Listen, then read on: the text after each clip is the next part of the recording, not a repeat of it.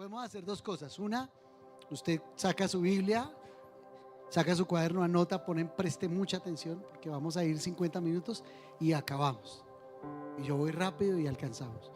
La otra es, voy despacio, usted mira si me pone o no me pone atención y vamos de aquí hasta las 2 o 3 de la tarde. Elijan, por favor, ¿cuál quieren? Usted es muy sabio, vamos a ir con la primera, ¿ok? Así que quiero pedirle que se ubique el libro de Génesis capítulo 4, pero no solamente ahí. Hágame el favor y tenga la Biblia abierta para el 4 y el 5, porque aunque la palabra de hoy es del 4, capítulo 4, lo que vamos a enseñar es el capítulo 4, que habla de ese amor de hermanos. Necesitamos entender algunas cosas muy importantes en el capítulo 5. Y antes quiero decirle algo. La primera vez que yo tuve la oportunidad de acercarme a la Biblia, no me acerqué como quien tiene fe para conocer la Biblia, sino más bien como quien quería criticar la Biblia. Hay aproximaciones distintas para cada cual. Uno se puede sentar a leer la Biblia para decir que refute que está mal, o uno puede acercarse a leer la Biblia para decir que es interesante y que es una propuesta de fe. Entonces, mi primera cercanía con la Biblia, imagínense, mi papá recién convertido al Señor. Yo no iba a la iglesia, no me gustaba la iglesia, no quería nada con la iglesia. A mí me bautizaron cuando tenía 3 meses y a mí no me avisaron. Hubo fiesta, piñata y a mí no me preguntaron. Para los amantes por ahí del salmista Arjona. Y no volví a una iglesia. No volví a una iglesia, no me interesaba ir a una iglesia, menos me acerqué a la palabra. Sin embargo, cuando mi papá se convierte al Señor, yo cojo la Biblia no para hablar de fe, sino para de alguna manera como cuestionar la fe de mi papá, que había cambiado y se había metido en esta onda, esta religión. Había gente aquí toda rara, esos pastores que eran tan raros, etcétera, etcétera. Bueno, entonces me siento con él y le digo: papá, yo tengo muchas dudas de la Biblia. La Biblia habla de muchas cosas que para mí son mitos. Y mi papá, pues por supuesto, me pone atención y yo le digo: yo tengo algunas dudas. Las dudas son las siguientes. Por ejemplo, ¿cuáles fueron las esposas de los primeros hombres que estuvieron en la tierra? ¿No? Porque pues la Biblia dice que Adán y Eva tuvieron unos hijos que se llamaban Caín y Abel. Y entonces, ¿de dónde salieron? ¿De dónde salieron? ¿De dónde? Ah, eso es una mentira. Yo creo que mi papá, en su idea de tratar de acercarme al Señor, tenía a Jesús en su corazón, pero quizá aún no tenía el sustento bíblico para poder apoyarse de lo que yo le estaba preguntando. Y eso muchas veces nos pasa a muchos, ¿no? Uno ama a su Señor y ama a su Jesús y no sabe cómo dar toda esta verdad tan profunda. Ahora, conscientes de esa responsabilidad, yo quisiera invitarle a que usted cada día aprenda más de la palabra de Dios. Lo que vamos a leer nos da soporte para luego ir al tema. Génesis capítulo 5, versículo 1. Este es el libro de las generaciones de Adán. El día en que creó Dios al hombre, a semejanza de Dios lo hizo. Varón y hembra los creó y los bendijo. Y llamó el nombre de ellos Adán, el día en que fueron creados. Y vivió Adán 130 años. Pare un momento. ¿Cuánto vivió Adán? Hasta ahí. Ahora sí sigue. Y engendró un hijo a su semejanza, conforme a su imagen, y llamó su nombre Set. Y fueron los días de Adán, después que engendró a Set, 800 años. ¿Cuántos años vivió Adán? ¿Cuántos? 930. Sume 130 más 800.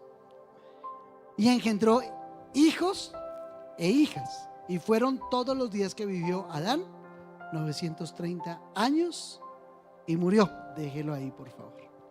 Antes de entrar a la historia de los dos hermanos, quisiera dejar una enseñanza básica de cómo se crearon las familias de este mundo. Ahora, tenemos muy poca información. Los biblistas nos dan información de lo que quizá nos quieren transmitir, pero no está todo escrito. De hecho, la misma Biblia se anticipa y dice que si nosotros quisiéramos por lo menos saber todo lo que hizo Jesús, no cabría en todos los libros escritos en la tierra. Entonces ya vemos que nos da un particular, pero no nos permite ampliarlo. En la historia del capítulo 4 encontramos de manera clara la historia de la primera familia y de dos de sus hijos, los cuales se llamaban Caín y Abel. Pero debemos primero suponer o presupuestar que no fueron solo Caín y Abel. El capítulo 5 nos termina diciendo que fue un tercero que se llamaba Set, pero adicional que le nacieron hijos e hijas. Ahora bien, no sé si usted siempre se ha preguntado lo mismo que yo me pregunté al principio cuando leí esto la primera vez, y lo primero que me pregunté fue: ¿y cómo, de dónde salió la esposa de Caín? ¿No se lo ha preguntado? Porque sí fueron los primeros en la tierra. Entonces yo quiero que usted se quite algunos estándares y patrones que hoy tenemos para pensar de cómo pensamos. Lo primero que yo quiero que usted piense es esto: ¿cuánto vive una persona promedio en este tiempo? ¿Cuánto? Si llega a los 100 uno dice: uy, ese está capando cementerio, ¿verdad? Porque ya llegar a los 100 eso es una cosa brava, o sea, imagínate. Pero 100, 95, 80, uno ve que ya el que cumple 110 años uno dice: wow, cómo hace, no se quiere ir, está agarrado, aferrado a la vida, no se suelta. Ahora, la primera variación que ocurrió en la vida del ser humano está basada en el tiempo en los años que vive el ser humano.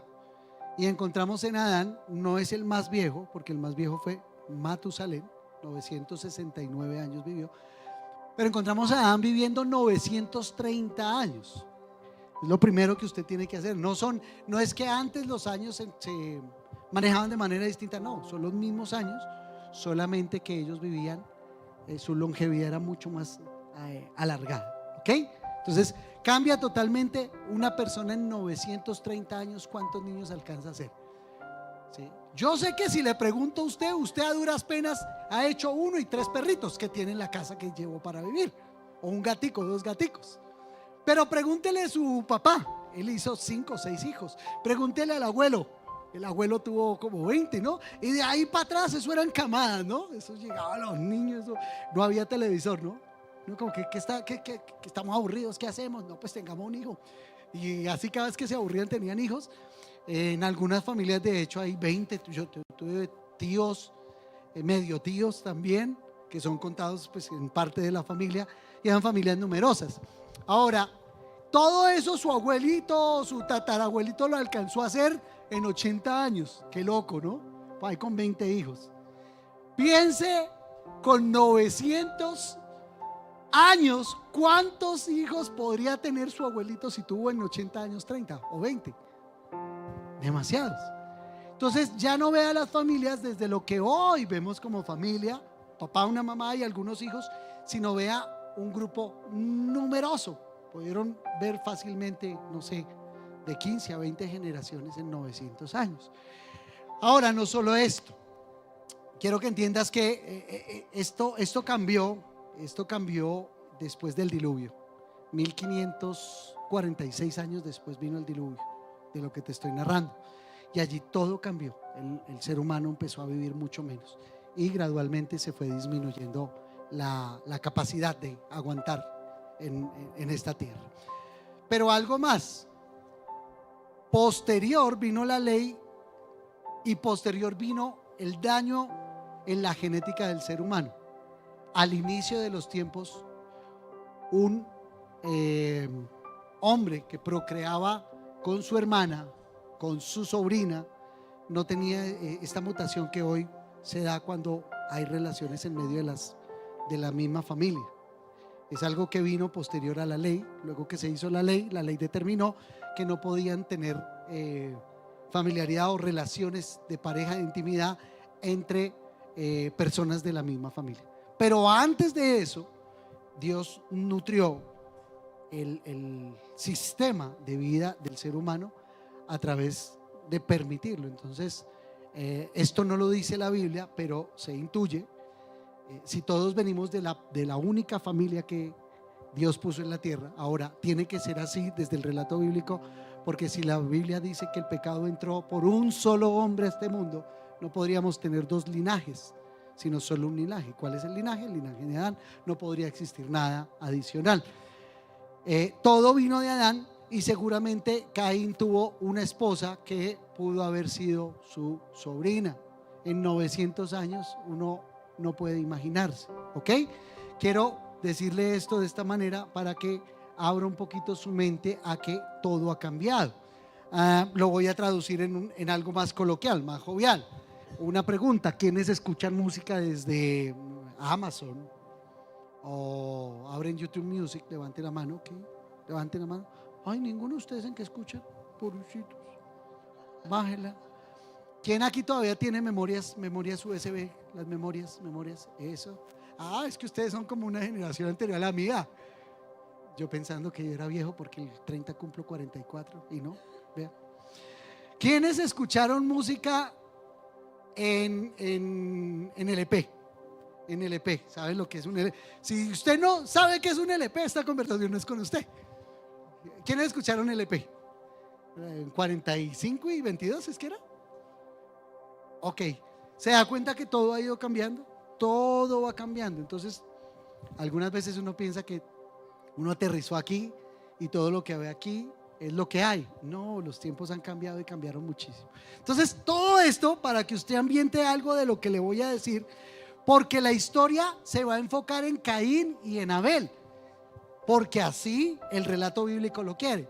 Pero no desconozca todo lo que hay fuera de ellos. Hay más hijos, hay familias creciendo. La naturaleza de lo que el Señor puso en esta tierra lo permite en ese momento.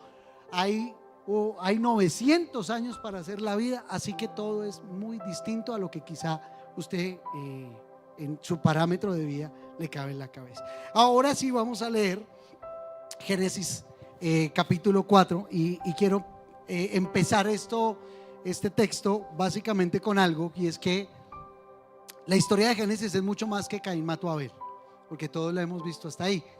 Realmente el capítulo 4 nos habla de una propuesta muy importante, que es la primera propuesta que hay bíblicamente desde la naturaleza terrenal y caída, que es que el pecado está a la puerta. El pecado está a la puerta, el pecado está ahí. Eso compaginándolo con Jesús en el Apocalipsis, en el inicio de los tiempos, vemos, y quiero que usted aprenda a hacer estos análisis bíblicos. En Génesis, en el capítulo 4, encontramos que el pecado está a la puerta, pero en el Apocalipsis capítulo 3 versículo 20 ya no encontramos al pecado en la puerta, sino a Jesús en la puerta, diciendo que Él está a la puerta y llama. Así como en Génesis, desde el inicio de los tiempos, usted y yo tenemos una puerta abierta al pecado, al final también Cristo Jesús nos ofrece una puerta para que cuando entremos por ella podamos superar aquello que nos desvincula de Dios, y eso es maravilloso. Voy a entrar en materia porque hoy quiero enseñarle en una hora 458 principios de Génesis capítulo 4. Es broma. Algunos sí dijeron: ¿a qué hora salimos? Y quiero leerle, como le dije, el capítulo 4 es más que Caín mató a Abel. ¿Ok? Leemos Génesis 4 versículo 1 al 5. Conoció Adán a su mujer Eva, la cual concibió y dio a luz a Caín, y dijo: por voluntad de Jehová he adquirido varón. Después dio a luz a su hermano Abel, y Abel fue pastor de ovejas y Caín fue labrador de la tierra. Y aconteció andando el tiempo que Caín trajo del fruto de la tierra una ofrenda a Jehová, y Abel trajo también de los primogénitos de sus ovejas, de lo más gordo de ellas.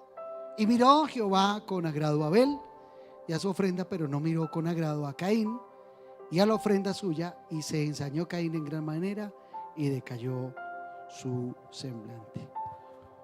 Número 1, 2 hermanos, 2 ofrendas, 2 corazones.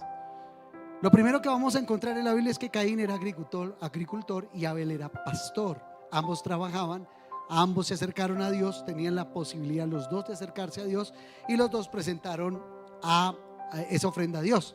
Ahora el texto distingue la diferencia entre la ofrenda de uno y otro. Caín trajo el fruto de la tierra, era labrador, y Abel trae los primogénitos de sus ovejas. Él manejaba o trabajaba más bien con animales. Ahora bien, Cuando la Biblia dice que miró con agrado a Abel y a su ofrenda, pero no miró con agrado a Caín y a la ofrenda suya, Génesis 4, capítulo 4, versículo 4 y 5, hay una observación fundamental. Y aquí quiero que me presten mucha atención a algo, porque a veces reducimos las enseñanzas de la Biblia a cosas muy básicas. Este texto puesto en una posición superficial en una iglesia, hablaría de la ofrenda que cada uno de nosotros damos. ¿Y qué diría? Que simplemente alguien dio e hizo algo muy bueno delante de Dios y que el otro no hizo algo tan bueno. Entonces encontraríamos desde el parámetro a un Dios que uno podría tomar como un Dios muy interesado, ¿verdad? Ese Dios que mira que el que tiene más o el que hace más, y eso no dice la Biblia. De hecho, cuando tú te sientas a pensar en la Biblia, en la ofrenda de la que está hablando de Caín y Abel, vas a encontrar una cosa: la ofrenda es un hacer de ellos, es un hacer tuyo. Tú y yo damos ofrendas, es lo que hacemos. Ahora, el punto no está en lo que hacemos, el punto está en lo que somos, porque la Biblia determina que miró a Abel y a su ofrenda. Otra vez, miró a Abel y a su ofrenda, y miró a Caín y miró su ofrenda. Entonces Dios nunca va a estimar la ofrenda por encima de la persona. Lo que añade aquí es que Dios mira tu ser cuando le presentas tu hacer. Es la primera estructura. Entonces, cuando miramos toda la historia de Caín y Abel, debemos entender que lejos de la ofrenda, nada más es la persona la que nos permite ver. Entonces Dios está mirando la persona de Abel y también está mirando la persona de Caín. Entonces pudo que las dos ofrendas fueran muy buenas, su hacer en los dos fuera bueno, pero al mirarlo, él no solo miró su ofrenda, miró a la persona. Y ahí fue donde se estableció que había una persona correcta, porque habían dos ofrendas que pudieron ser correctas, pero había una persona con corazón correcto y una persona con corazón incorrecto. Entonces te lo voy a poner de otra manera. Piensa espiritualmente. Cuando Jesús se sentó a mirar el lugar de las ofrendas, llamó a todos los discípulos y les dijo: venga, vamos a ponerle cuidado, hoy no vamos a dar ofrenda, vamos a ver más bien a quién da ofrenda en la iglesia. Entonces prepararon algunos y dieron mucho dinero, y se paró una mujer y dio poquito. Jesús les dice: muchachos, ¿quién fue el que más dio? Y todos ahí sentados dijeron: oiga, no, fue fulano de tal. Uy, ese tiene harta plata. O fulano de tal. Oiga, y fulano sí que está caño, dio poquito. Y aparece Jesús y dice: están equivocados. La que más dio fue la mujer que dio más poco. ¿Por qué? Porque el Señor no separa la ofrenda de la persona, porque no separa el ser del hacer. Esto me encanta, porque en la iglesia cristiana se produce gente haciendo muchas cosas. Entonces tenemos gente predicando, tenemos gente cantando, tenemos gente tocando, hacemos gente con danzas, hacemos gente que sirve. La pregunta no es lo que haces, porque eso no es delante de Dios lo que Él ve. La pregunta es quién eres, porque antecedido de lo que haces, Dios mira quién eres. ¿Estamos ahí? Y es lo primero que debemos entender en la Biblia para entender esta cuestión de los hermanos. Dos hermanos, dos ofrendas, pero dos corazones muy distintos, y a la vez dos corazones muy distantes. Sería arriesgado enseñar que Dios rechazó a Caín porque llevó productos agrícolas. La propia ley luego contempla algunas ofrendas vegetales. El problema más profundo está relacionado con la fe y la disposición del adorador. En últimas, y que te quede claro en esta primera etapa, cuando tú das una ofrenda, antes de la ofrenda Dios mira al ofrendador. Dios mira el corazón del ofrendador. Y esto es muy profundo. Esto nos lleva a entender que la mayor ofrenda, cuando yo doy ofrenda, no es la ofrenda de lo que hago, soy la ofrenda de lo que soy. Número 2, Dios confronta a Caín antes de que Caín peque. Génesis capítulo 4, versículos 5 al 7. Y Abel trajo también de los primogénitos de sus ovejas, de lo más gordo de ellas. Y miró Jehová con agrado a Abel y a su ofrenda, pero no miró con agrado a Caín y a la ofrenda suya. Y se ensañó Caín en gran manera, y decayó su semblante. El resultado de la presentación delante del Señor hizo o generó o manifestó la realidad de por qué la ofrenda de Caín no era una ofrenda excelente delante del Señor. Y es que él decayó su semblante, y cuando decayó su semblante, ya se pudo percibir por qué Dios no recibía esta ofrenda como quizás esperaba. La Biblia determina que se ensañó Caín en gran manera y decayó su semblante. Ahora Dios se anticipa a los hechos, y antes de los hechos nuevamente vincula los corazones, porque uno pensaría que Caín pecó cuando mató a su hermano. No, Caín pecó antes de matar a su hermano. Así que yo quiero que veas esta imagen, y es Dios acercándole y diciéndole por qué ha decaído tu semblante. En otras palabras, Dios le está diciendo: oye, reflexiona qué tienes al interior de tu corazón antes de que hagas algo. Reflexiónalo, porque quizá ya estás pensando de una manera que no es. Ahora, la expresión que tiene Caín es la imagen de algo que está agazapado interiormente, y se lo voy a presentar de esta manera. Cuando el ser humano, antes del pecar, desde el acto, el ser humano siente. El primer pecado no es lo que hago, es lo que siento. Jesús lo enseñó de otra manera. A Jesús lo llevaron y ya le dijeron: Señor, y respecto a la ley del adulterio, ¿tú qué opinas? Y él dijo: de cierto digo, lo que la ley dice es esto, que el adúltero debe ser apedreado, pero yo os digo. Y Jesús nos muestra lo que estamos enseñando esta mañana desde Génesis capítulo 4. Dice: pero yo les digo que cualquiera que ha mirado a la mujer y ya la deseó en su corazón, ya adulteró. Y ahí nos la puso pero difícil. Entonces ya somos una manada de adúlteros sin querer queriendo, ¿verdad? Hay alguno que dirá: hoy pastor, no me diga adúltero, adúltero será usted, respete. No lo digo yo, lo digo de la concepción del corazón de nosotros. Porque el pecado, antes de estructurarse y materializarse, se crea al interior del ser humano como una profunda herida. La herida genera un resultado. En el caso de Caín fue una ira. Luego, y ahí lo encuentras,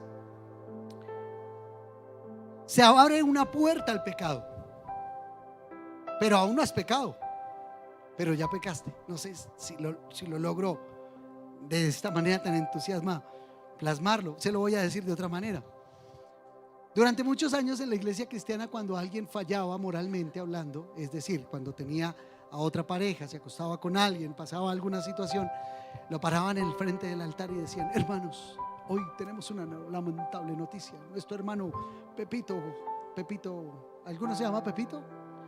Gloria a Dios, o si no se va ofendido conmigo. Nuestro hermano Pepito ha caído en el lazo del enemigo, con concupiscencia de Satanás, se ha pegado contra Dios y contra todos los hombres. Y entonces salía él y decía: hermanos, pido perdón porque caí en pecado. Y ojo a esto: caí en pecado. Entonces se nos vendió una idea, y todos nos acostumbramos a una idea muy básica en que caer en pecado, yo me imagino que caería uno en pecado. Caer en pecado es que usted va caminando así como tranquilo, ¿no? Bien, yo voy caminando y hay un hueco ahí, yo no lo vi, y simplemente ¡pum! Hermano, me caí en el pecado. O sea, yo no vi. Esto desafortunadamente hace y genera una sensación de que el hombre todavía no sabe que accedió al pecado, porque en el pecado no se cae, en el pecado se accede. ¿Ok? Entonces, desde esa figura, Caín no cayó en el pecado de matar a su hermano. Caín se hirió, luego tuvo una ira. Esa ira le abrió una puerta, y en esa puerta, ahí en esa misma puerta, en la puerta estaba el Señor diciéndole: hey, estoy hablándote a tu corazón. ¿Por qué declinaste tu semblante? ¿Por qué estás cambiando? Caín no hizo caso a la voz de Dios y continuó. Y la continuación lleva a cabo una decisión. Uno decide pecar. O sea, uno no peca por ay, no, yo no sé. Te lo voy a poner de otra manera. Uno no peca: ay, no, a mí me dieron la manzana y yo comí, ¿no? Y tampoco uno es un Adán, ¿no? No, yo no fui la mujer que me diste, a mí me pasaron eso, yo no sabía que yo comí. No. La realidad es que llegamos a un punto de la decisión, y acto seguido la decisión trae una consecuencia. Imagínate que todo esto no lo muestra abiertamente la Biblia, pero todo esto pasó en la mente de Caín. Caín es la demostración de la naturaleza desequilibrada y sin Dios que hace parte de la tierra. Y el pecado que viene a la vida entra por una herida, luego se convierte en una ira, luego es el pecado de la puerta abierta, trae una decisión y como decisión una consecuencia. Y Dios en esencia le estaba diciendo: Caín, todavía no has asesinado a tu hermano, estás frente a tu decisión, decide bien. Ahora, si tú te das cuenta, la fuente de la naturaleza del Espíritu Santo en nuestras vidas hace eso. No lo hagas, no peques, aléjate. Ya uno decide y por consiguiente no puede decir: ay, caí, sino para efectos decidí caer. Principio: la tentación puede tocar la puerta sin que tengamos que abrirla. Hay una gran diferencia entre sentir ira, todos la sentimos, que entregarnos al gobierno de la ira. Porque cuando siento ira, la ira se puede ir, pero cuando me gobierna la ira va a llevar a tener consecuencias. Lo que no gobiernas en tu interior puede terminar gobernando tus decisiones. Número 3. Caín no escucha la advertencia. Génesis capítulo 4 versículo 8. Y dijo Caín a su hermano Abel: salgamos al campo. Y aconteció que estando ellos en el campo, Caín se levantó contra su hermano Abel y lo mató. Toda la advertencia anterior fue pasada por alto desde la naturaleza del corazón de Caín, y esto hizo que consumara todo el plan que a su interior tenía. Ahora yo quiero que usted piense algo. Este es uno de los eventos más dolorosos, porque el primer homicidio de la Biblia, el primer homicidio registrado, y no voy a hacer aquí las veces del ministro que salió a hablar por hablar, quiero decirle de manera concreta que el primer homicidio de la Biblia es este. Antes existió un momento de muerte. ¿Cuál fue? No lo relata de manera explícita, pero implícitamente entendemos que Dios sacrificó un animal para tomar su piel, y esa piel se convirtió en el abrigo de pieles. Eso lo vimos hace 8 días, Génesis capítulo 3. Y entendemos que desde la imagen y desde Génesis, Dios está brindando una alternativa. Y la alternativa que Dios está brindando es que alguien muera para que el hombre no muera. Entonces, esto que está ocurriendo y que estás viendo cuando Caín mata a su hermano es el momento cumbre de el hombre contra el hombre. Ahora, quiero que te anticipes a algo. Génesis capítulo 3 nos mostró cómo la relación del hombre con Dios se dañó. ¿Cuándo? Cuando el Señor paseaba por el huerto y le pregunta a Adán: Adán, ¿dónde estabas? Adán dijo: vi que estabas por aquí, yo estaba desnudo y decidí esconderme.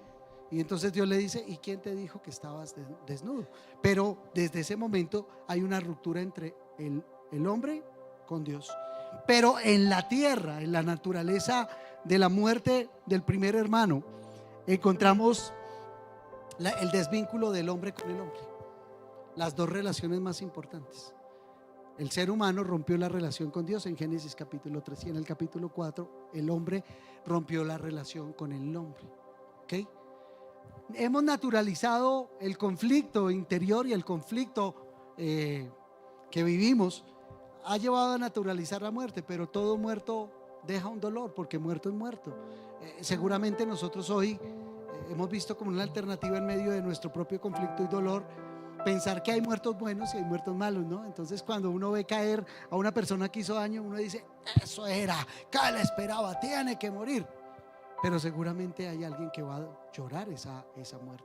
No podemos pensar que hay una muerte buena o que hay una muerte mala. La naturaleza de lo que ocurre en este escenario genera un gran impacto y nos hace determinar que la relación de hombre con el mismo hombre se ha dañado. Ahora, en Génesis 3 y 4 podemos encontrar una gran verdad, la gran verdad que Jesús manifestó. Jesús, cuando le preguntaron los mandamientos, él habilitó un nuevo mandamiento en razón de 3 y 4, lo que no funcionaba desde el principio.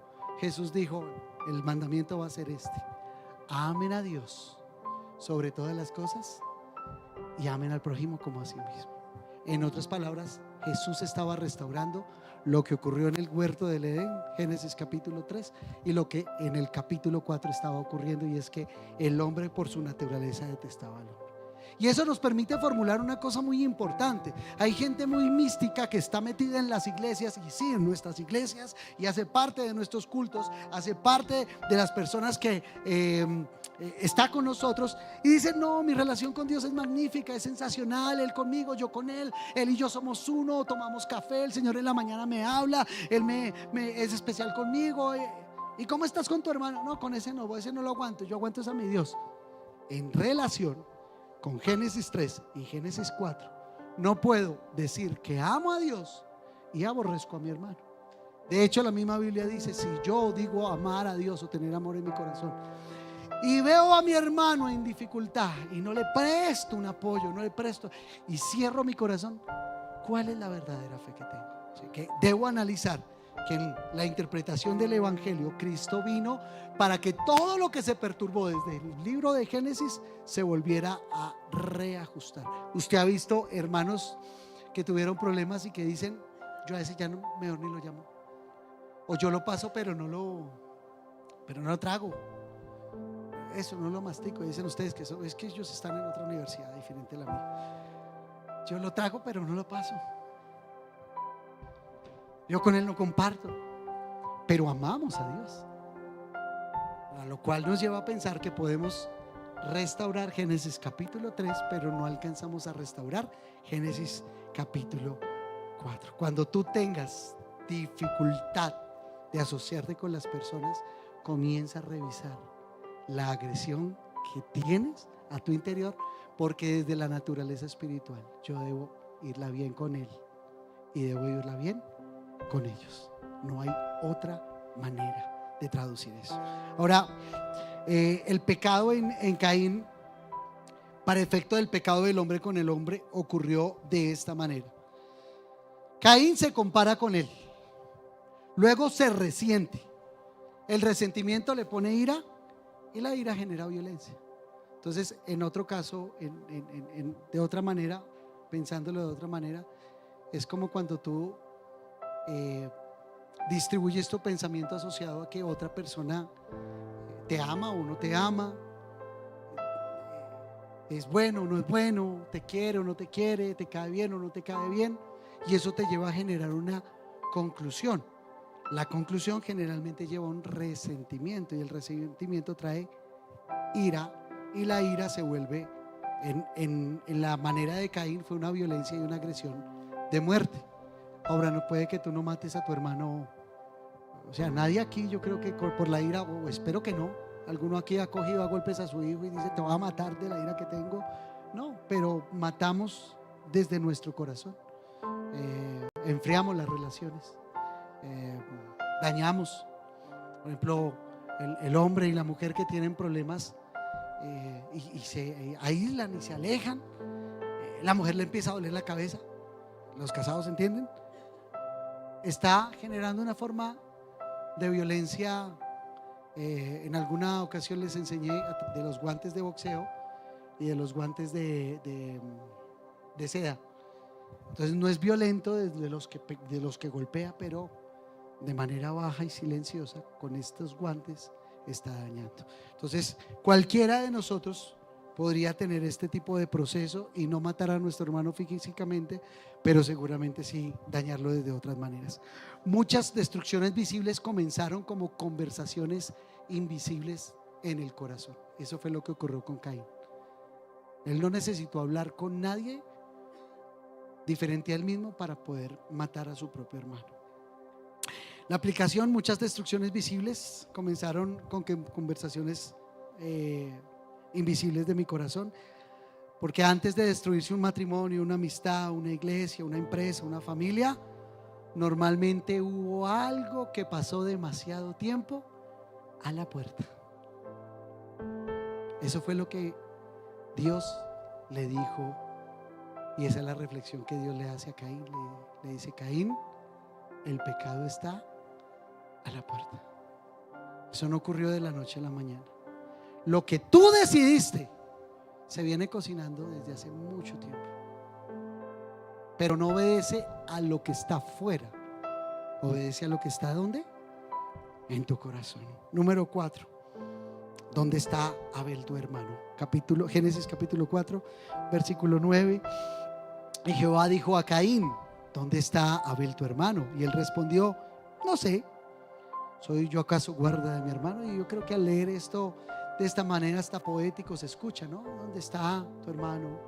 Oh, reverendo Dios, omnipotente y soberano, no lo sé. ¿Y acaso soy yo guarda de mi hermano? Pero yo no sé, yo a veces pienso que Caín era como alzado, como rabón. Más él será como ñero. La versión mía dice que él era ñero. Y yo no lo veo que haya respondido así. Yo lo veo, y permítame ponerlo de esta figura, quizá para que hacerle una fijación. Cuando Dios le dice: ¿dónde estaba tu hermano? Él le dijo: ¿qué le pasa? ¿Y es que acaso soy yo guarda de él o qué? Déjeme sano. Es que sin déjeme sano no se escucha tañero. Pero Dios le está diciendo: amigo, tienes una responsabilidad por la persona que está a tu lado. ¿Dónde está él? Y él de inmediato se zafa de la responsabilidad. Lo mismo que pasó en el huerto de Edén, Génesis capítulo 3. Adán dijo: no, ¿qué le pasa? Guarde todo este contenido porque al final va a ser esto muy importante. Y él le dice: ¿dónde estaba tu hermano? Tu hermano es una responsabilidad tuya. Y dice: ey, responsabilidad no. ¿Qué le pasa? Yo no tengo responsabilidad alguna. Y de ahí, no sé si usted recuerda en Génesis capítulo 3, cuando Dios le habla a Adán y le dice: Adán, ¿dónde estás tú? Porque la primera reflexión que nos deja este espacio es que Dios le dio al hombre la conciencia para ubicarse a sí mismo. Pero en el capítulo 4 la pregunta ya no es ¿dónde estás tú? La segunda pregunta es: ¿dónde está tu hermano? ¿No le parece extraordinario que después de la caída Dios nos dejó dos grandes responsabilidades a cada uno de nosotros? La primera es: ¿dónde estás tú delante de Dios? Y la segunda es: ¿dónde está tu hermano respecto de ti? Porque el capítulo 3 nos habla de la relación perdida con Dios, pero el capítulo 4 nos habla de las relaciones perdidas con los hombres. Sí, con tu hermano, sí, con tu pareja, sí, con tu esposo, con tu hija, con tu mamá, con tu papá, por lo que haya sido. De ahí el capítulo 4 te está hablando dónde estás tú en tu interpretación respecto a tu hermano. Ahora tú podrías responder como Caín: no sé, porque es su vida. La salvación es individual. Eso es problema de cada cual, él verá si se pierde. Sin embargo, a través del evangelio de Jesús entendemos que la naturaleza del Espíritu dice que nosotros debemos amar a nuestro prójimo como a nosotros mismos. En otras palabras, Jesús construyó, y esto es maravilloso, Jesús construyó que se revitalizara la relación perdida de Génesis 3 con Dios, y a la vez la del 4 con el hombre, y la restituye nuevamente. Principio: el pecado no solamente destruye la fraternidad, también produce indiferencia frente a otros. Por eso es que cuando usted está bravo con su esposo, usted se voltea. Caín pasa a ser hermano, de ser hermano a comportarse como si Abel no fuera responsabilidad suya. Quita la responsabilidad.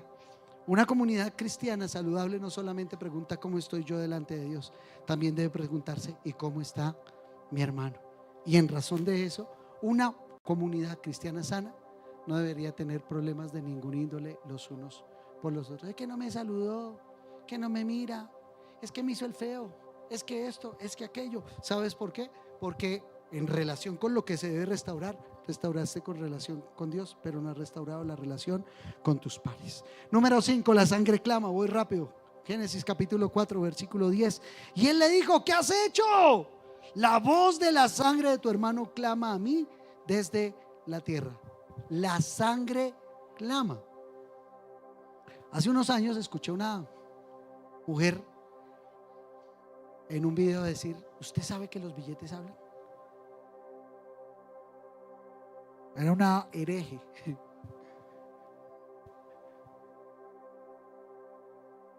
Ahora, si yo le digo: ¿usted sabe que la sangre habla? Usted dirá: Eso está raro, ¿cierto? La sangre es vida. La sangre, en esencia, es la sustancia que permite, vincula la sangre a la naturaleza del existir.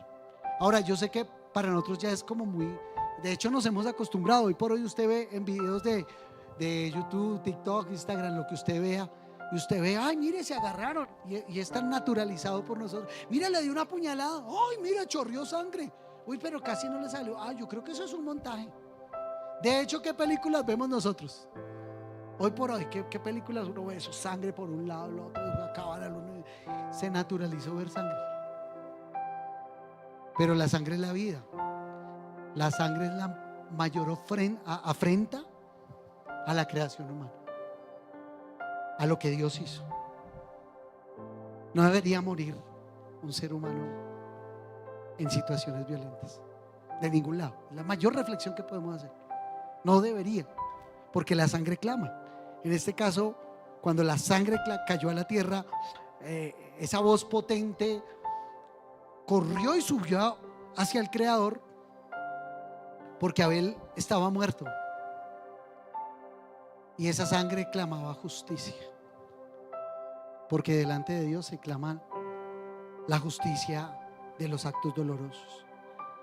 Este concepto recorre toda la Biblia cuando usted empieza a ver el clamor inducido por la injusticia.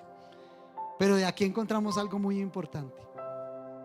Los seres humanos clamamos justicia para los demás. Para nosotros, ¿qué queremos? Misericordia. La sangre de Abel clamaba justicia y Dios hizo justicia, pero a la vez extendió la misericordia. Es decir, en otras palabras, Dios juzgó el caso de Caín, pero no lo mató para no generar un acto de no misericordia. Esa es la balanza perfecta de Dios que queda establecida en Génesis capítulo 4. Ahora, yo sé que tú estás orando y dices: Señor, mira lo que me está haciendo fulano. Date cuenta, Señor. Mira lo que me hace mi vecino, Señor. Pínchale el carro, acábale el motor, que alguien lo estrelle, Señor. Pero cuando tú actúas hacia tu hermano y dices: Señor, yo fallé, pero acudo a tu misericordia, eso no es una balanza. La balanza debe ser equilibrada. Y en Génesis capítulo 4 encontramos un Dios, el Dios del equilibrio, el cual dice: Caín, tu acto fue barbarie. La sangre me está llamando, tengo que hacer justicia. Pero la justicia de Dios siempre estará acompañada de perdón y de redención. Y en últimas, ese es el mensaje del Evangelio: por cuanto todos pecaron, todos están destituidos de la gloria de Dios. Mas Dios muestra su amor en que, siendo aún nosotros pecadores, Él nos amó y nos recogió. ¿Se da cuenta que usted puede hacer una lectura muy profunda de la Biblia y encontrar muchas cosas que le van a permitir vivir un cristianismo más real? Número 6, el pecado produce consecuencias. Muy cerca al punto anterior, Caín recibe las siguientes consecuencias. La tierra, a partir de ese momento, Dios le dice que la tierra va a ser árida para él, que él tendrá que irse. Lo hace errante y extranjero en la tierra. Esta es como la maldición que recae y la consecuencia del gran castigo. De hecho, Caín responde: grande es mi castigo para ser soportado, pero a la vez se vincula el gran amor de Dios, que no lo mata por lo que ha hecho. Ahora bien, mire esta figura tan bonita. ¿A qué era lo que se dedicaba Caín? ¿Y cuál fue la consecuencia? Imagínese para un agricultor que se dedica a la agricultura, que la consecuencia sea que la tierra no va a dar. Fuerte, ¿no? Fuerte. El pecado es ese, produce una consecuencia. Esto no significa que Dios aprueba lo que Él hizo, sino que la justicia de Dios permanece por encima de la venganza humana. Nunca esperes por un acto que comete otro mayor juicio que el que puede provocar Dios. Descarga tu corazón. Hay gente que dice: yo no voy a descansar hasta verlo pagar todas las horas de llanto que tuve. No vas a descansar nunca, mi bro, porque eso se anticipa a las consecuencias que Dios quiere dar. Cada ser humano vive la consecuencia de su camino, y nosotros no somos quien para dar lecciones en la vida, porque la vida se encarga de darnos lecciones. Número 7, porque ya voy a acabar. Caín sale de la presencia de Dios. Génesis capítulo 4, versículo 16. Salió pues Caín de delante de Jehová y habitó en tierra de Nod, al oriente del Edén.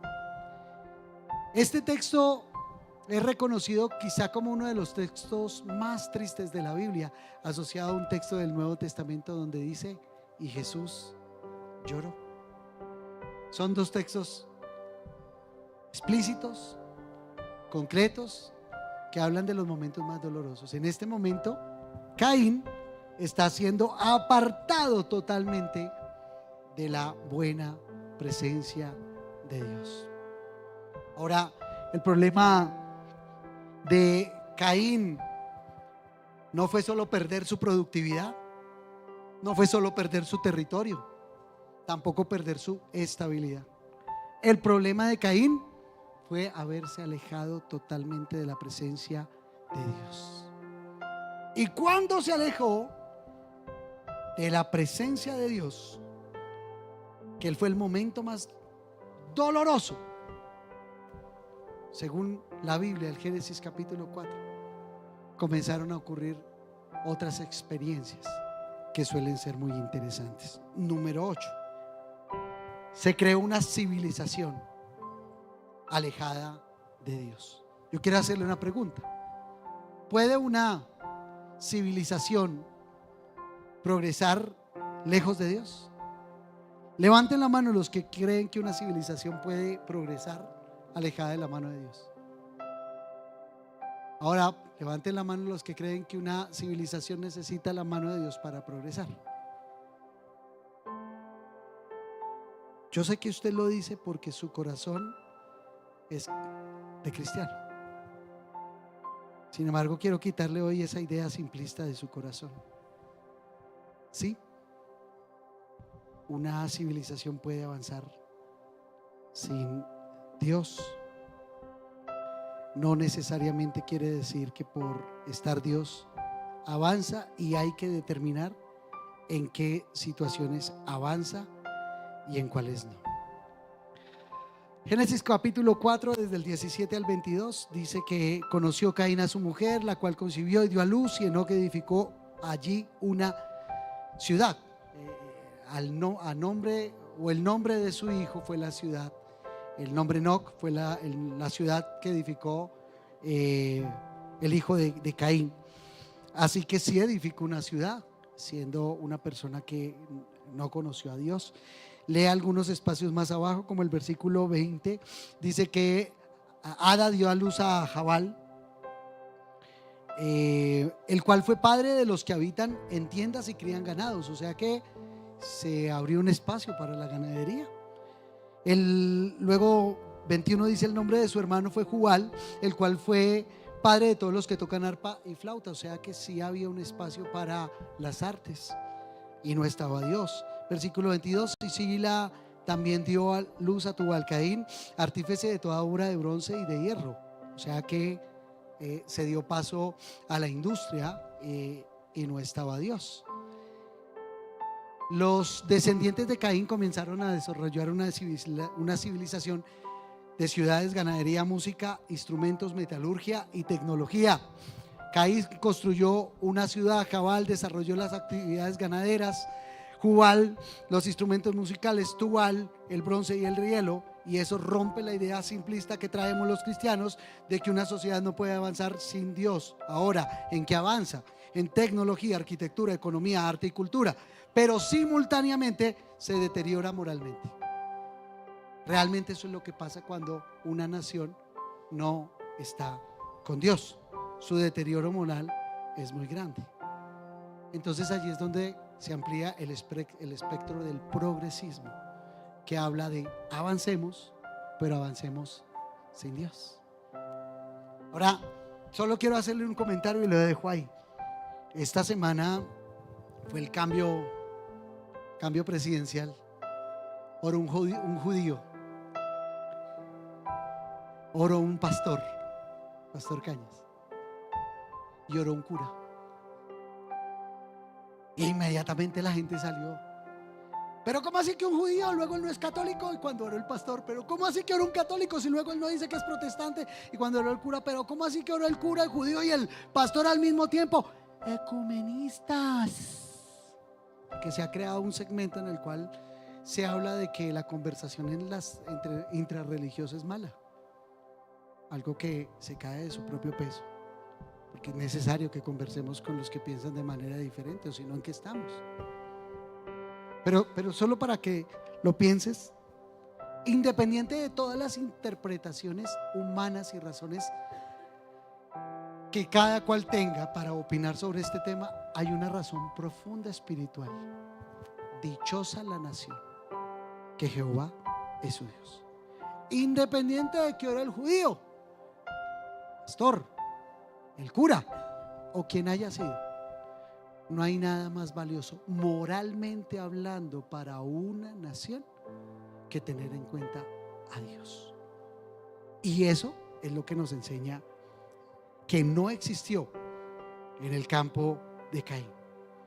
Es una nación que progresa, pero a la vez se pierde, porque el corazón del ser humano cree que avanzar es solamente crecer en determinadas ciencias, pero avanzar y crecer también es mantener efectos de moral que constituyan que todos podamos seguir juntos avanzando como sociedad.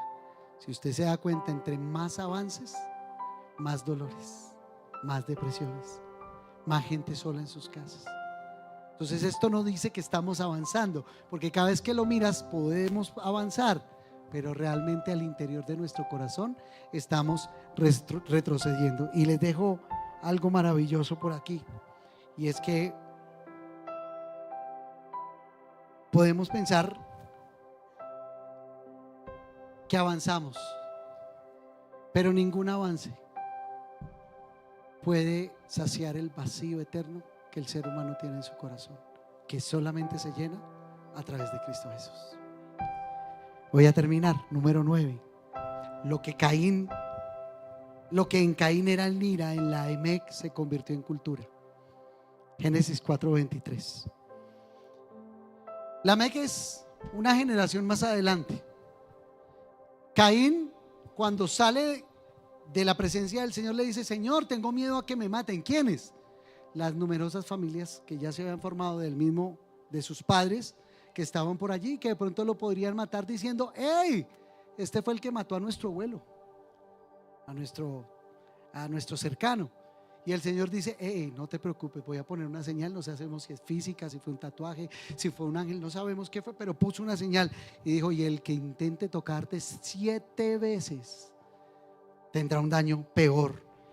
Esa fue una idea que se gestó en el corazón de Caín y se mantuvo, pero dicha idea se deconstruyó y más bien se convirtió en una cultura, y encontramos a Lamec. Y Lamec, un día parado con su mujer, que a propósito en Lamec se ve como la desorientación trae más consecuencias. Una de ellas es que Dios había dicho en Génesis capítulo 3: dejará el hombre a su padre y a su madre y se unirá a su mujer. Lamec no tiene una, tiene 2. Es el primer berriondo que empieza a distribuir la cosa por donde no es. Es el primero que salta. ¿Por qué? Porque ya desorientados, un poco desorientados completo. Pero algo más, el deterioro no solo se hace evidente cuando rompe el patrón matrimonial presentado en Génesis, sino también, aparte que es la primera poligamia presentada en el escenario bíblico, sino después es un hombre violento que presume de su violencia. Cuando Caín hizo violencia, sale algo así como achantado por haber hecho su violencia. Pero la violencia puesta en escena durante un tiempo se vuelve cultura, y la cultura termina siendo una imagen, una idea aceptada, que en razón de lo que se vive ya no se cuestiona.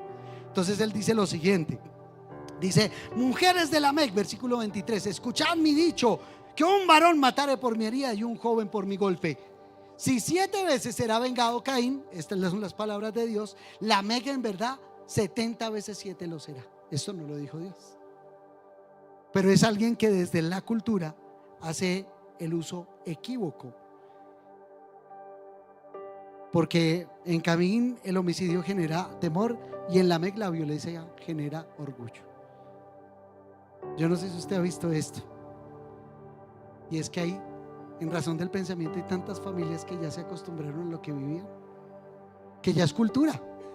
Haz que los González no nos dejamos, haz que los Pérez y decimos las vainas de frente, es que los Gómez, mejor dicho, el que le pone una mano al Gómez no sabe a quién se la puso, porque los Gómez somos esa es la violencia que se arraiga y se vuelve una cultura. Entonces cuando no es cultura es juzgable, cuando es cultura es como algo de lo que se presume. En Caín, que Caín es alguien que comete violencia, encontramos en sus generaciones a un Lamec que no comete violencia, sino que la celebra. Esto lo corrigió Jesús también con las palabras, recuerden: Señor, ¿cuántas veces debo perdonar a mi hermano? 7 veces. Y él dice: no, espere. Desde el capítulo 4 hay una mala estructuración. Deben perdonar en razón al perdón 70 veces 7. La cultura en Dios es totalmente distinta. Ahora, creo que ese es uno de los puntos más fuertes de la enseñanza de Génesis capítulo 4, como una familia puede entrar en un decaimiento y nunca se va a dar cuenta. Cómo una familia se puede alejar totalmente de la presencia de Dios y no se da cuenta. ¿Y sabe por qué no se da cuenta? Porque va a culto todos los domingos, o casi todos los domingos, pero se alejó de Dios. La última y nos vamos. Dios preserva una nueva historia. Génesis 4:25, los 2 últimos textos. Y conoció de nuevo Adán a su mujer, la cual dio a luz un hijo, y llamó su nombre Set, porque dijo ella: me ha sustituido otro hijo en lugar de Abel, a quien mató Caín. Y a Set también le nació un hijo, y llamó su nombre Enos. Entonces los hombres comenzaron a invocar el nombre de Jehová. Y aquí hay 2 cosas maravillosas con las que quiero concluir. Humanamente hablando, Eva dijo: ay, llegó Set, y Set es el reemplazo de mi hijo perdido, es la restitución, es mi sustituto.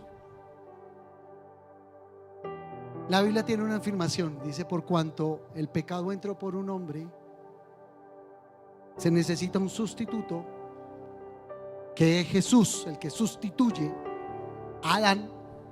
Y así como el pecado entró por la naturaleza, el pecado entró por un solo hombre, a través de la dinámica de Jesús todos somos perdonados de pecados.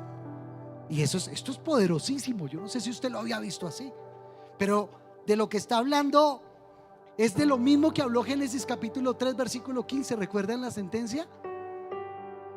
La serpiente te herirá en el cañal y tú le herirás ¿dónde? En la cabeza.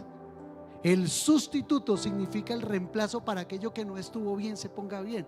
El sustituto significa que lo que no tenía arreglo va a tener arreglo. El sustituto significa que todo aquello desde la naturaleza humana caída, pervertida y pecaminosa tiene en Cristo Jesús una nueva oportunidad para acercarse totalmente al Señor. Ahora, no solo eso, sino que luego del sustituto, que es Zen, a Zen le nace un hijo que se llama Enos.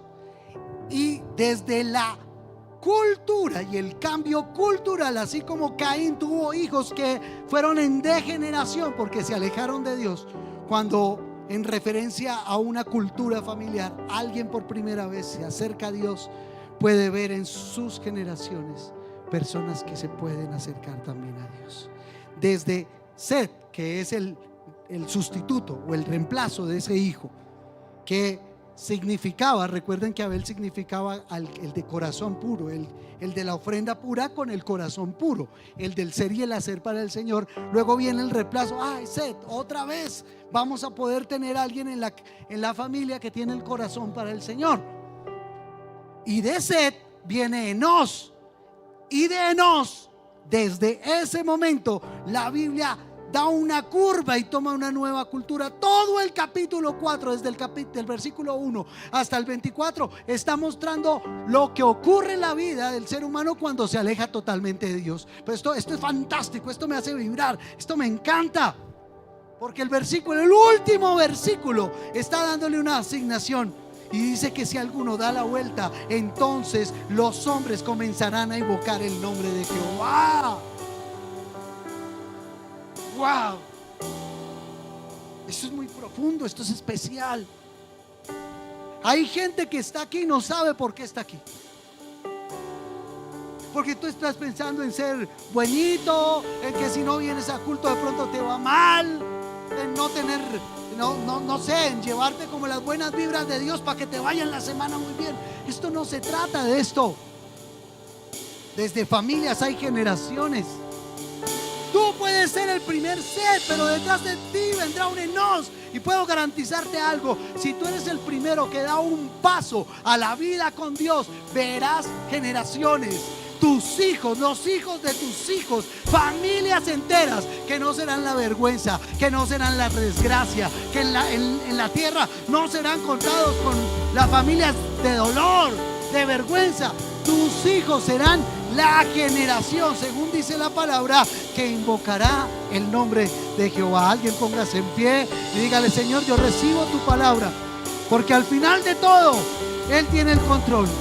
Al final de todo, la historia dice que Él logró, que Él venció. La Biblia no me habla de que Cristo no lo logró, de que Dios se le salió de las manos. Todo lo contrario, la Biblia me afirma que mi Dios ha tenido, tiene y tendrá el control. Hoy nos acercamos a Él. Vamos, levanta tus manos, levanta tu voz y dile: me acerco a ti una